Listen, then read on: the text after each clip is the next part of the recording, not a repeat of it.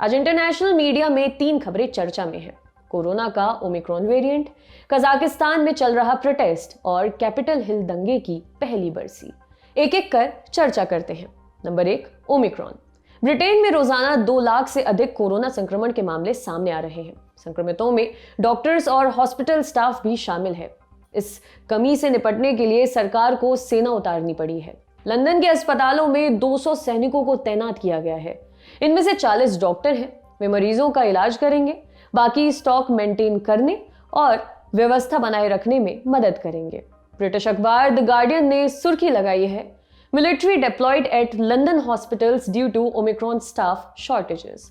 Omicron के बीच staff की कमी, लंदन के अस्पतालों में सेना उतारी गई। 1800 से अधिक सैनिक एम्बुलेंस सर्विस और वैक्सीनेशन प्रोग्राम में पहले से लगे हुए हैं। हालांकि ओमिक्रॉन की लहर में सैनिकों को सीधे अस्पताल में तैनात किए जाने का पहला मामला है। जिस रफ्तार से संक्रमण बढ़ रहा है, आने वाले दिनों में और भी सैनिकों की ड्यूटी लगाई जा सकती है। अमेरिकी अखबार वॉशिंगटन पोस्ट ने अमेरिका के अस्पतालों पर बढ़ते दबाव को लेकर रिपोर्ट पब्लिश की है। सुर्खी है, in the Nations hospitals this Covid wave is different. अमेरिकी अस्पतालों में कोविड की यह लहर कुछ अलग है। पोस्ट की रिपोर्ट के अनुसार पिछले एक हफ्ते में अमेरिका में 1,26,000 कोरोना के मरीज अस्पताल में भर्ती हुए। इनमें से अधिकांश मरीज किसी और समस्या के चलते अस्पताल आए थे। बाद में उनमें कोरोना संक्रमण की पुष्टि हुई। इसके अलावा 25% मेडिकल सेंटर्स में स्टाफ की कमी चल रही है। जानकारों का कहना है कि पीक पर हालात बेकाबू हो जाएंगे। अमेरिका के बाद फ्रांस की बात। फ्रांस की संसद ने वैक्सीन पास के प्रस्ताव को अप्रूव कर दिया है। अब इसे वोटिंग के लिए सेनेट में भेजा जाएगा। उम्मीद जताई जा रही है कि 15 जनवरी तक ये कानून लागू हो जाएगा। फ्रांस 24 की रिपोर्ट के मुताबिक 12 साल से अधिक उम्र के लोगों को पब्लिक प्लेस में जाने के लिए वैक्सीन पास दिखाना जरूरी होगा। फ्रांस में 12 साल से ऊपर की लगभग 90% आबादी 2 डोज लगवा चुकी है। पिछले हफ्ते फ्रांस के राष्ट्रपति इमैनुअल मैक्रोन ने कहा था कि वे अनवैक्सीनेटेड लोगों का बाहर निकलना मुहाल कर देंगे। इस बयान की काफी आलोचना भी हुई, लेकिन मैक्रो अपने कहे से पीछे नहीं हटे। फ्रांस में कोरोना वैक्सीन के समर्थकों और विरोधियों के बीच खाई बढ़ने लगी है। अप्रैल में फ्रांस में राष्ट्रपति चुनाव होने वाले हैं। जानकारों की माने तो मैक्रो इसका फायदा उठाने की फिराक में है। फ्रांस के बाद ऑस्ट्रेलिया की चर्चा। ऑस्ट्रेलिया में कोरोना संक्रमण रिकॉर्ड स्तर पर पहुंच गया है। राज्य अपने हिसाब से कोविड प्रोटोकॉल्स लागू कर रहे हैं। द ऑस्ट्रेलियन की रिपोर्ट के अनुसार न्यू साउथ वेल्स ने फ्रंटलाइन वर्कर्स के लिए बूस्टर डोज अनिवार्य कर दिया है। कई जगहों पर सप्लाई की शॉर्टेज को लेकर चेतावनी जारी की गई है। एक तरफ सरकार कोरोना से जूझ रही है, दूसरी तरफ टेनिस स्टार नोवाक जोकोविच का मसला भी परेशानी का सबब बना हुआ है। जोकोविच ऑस्ट्रेलियन ओपन में हिस्सा लेने पहुंचे थे। जोकोविच ने कोरोना वैक्सीन नहीं लगवाई है।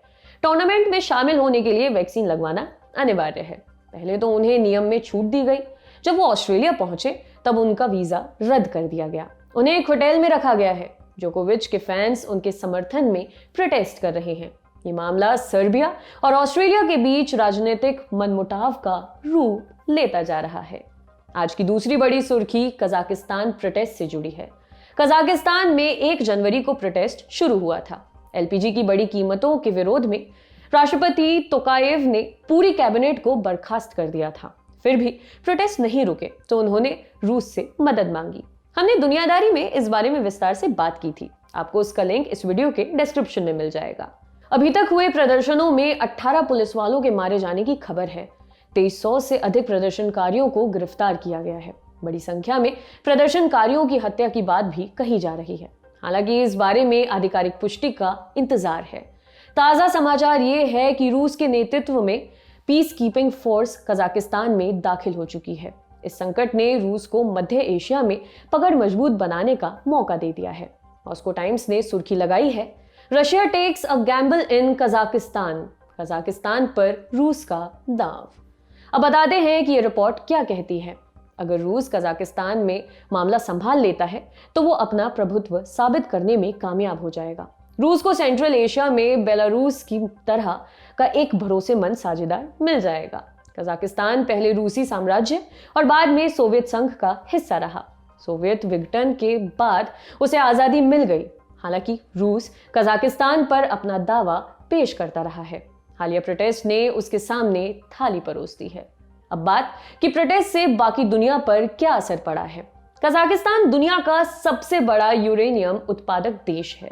दुनिया के कुल उत्पादन का 40% से अधिक यहीं से आता है। प्रोटेस्ट के चलते प्रोडक्शन रुका हुआ है। इससे अंतर्राष्ट्रीय बाजार में यूरेनियम की कीमतें 8% तक बढ़ गई हैं। कजाकिस्तान के हालात पर हमारी नजर बनी रहेगी। फिलहाल बात करते हैं अमेरिका की। कैपिटल हिल दंगों का 1 साल पूरा हो गया है। 6 जनवरी 2021 को तत्कालीन अमेरिकी राष्ट्रपति डोनाल्ड ट्रंप ने भीड़ को उकसाया। इसके बाद भीड़ ने कैपिटल हिल पर हमला कर दिया था। इस दंगे में 5 पुलिस वाले मारे गए थे। अमेरिकी अखबारों में दंगे की पहली बरसी सुर्खियों में है। इस मौके पर अमेरिका के राष्ट्रपति जो बाइडेन ने ट्रंप की खासी आलोचना की। उन्होंने दंगे का पूरा दोष ट्रंप पर डाल दिया। वॉल स्ट्रीट जर्नल ने सुर्खी लगाई, Biden assails Trump in speech over Jan 6 riot effort to overturn 2020 election results.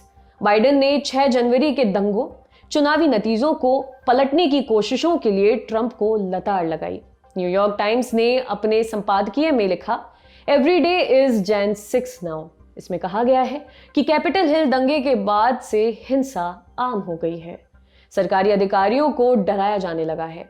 सच कहने वालों को खुलेआम हत्या की धमकी दी जाने लगी है। ये सब डोनाल्ड ट्रंप की देन है। संपादकीय में यह भी सलाह दी गई है कि खतरे को नजरअंदाज करने से बचना चाहिए। ट्रंप ने शुरुआत से ही भसड़ मचाने की कोशिश की। उसके बयान इस तरफ इशारा करते हैं, लेकिन हर बार कहा गया कि डरने की कोई बात नहीं है। संपादकीय के आखिर में NYT ने एक सवाल पूछा है, खतरे की गंभीरता समझने से पहले कितनी बार गलत साबित होना जरूरी है? अगर आपके पास इसका जवाब हो तो हमें कमेंट करके जरूर बताएं।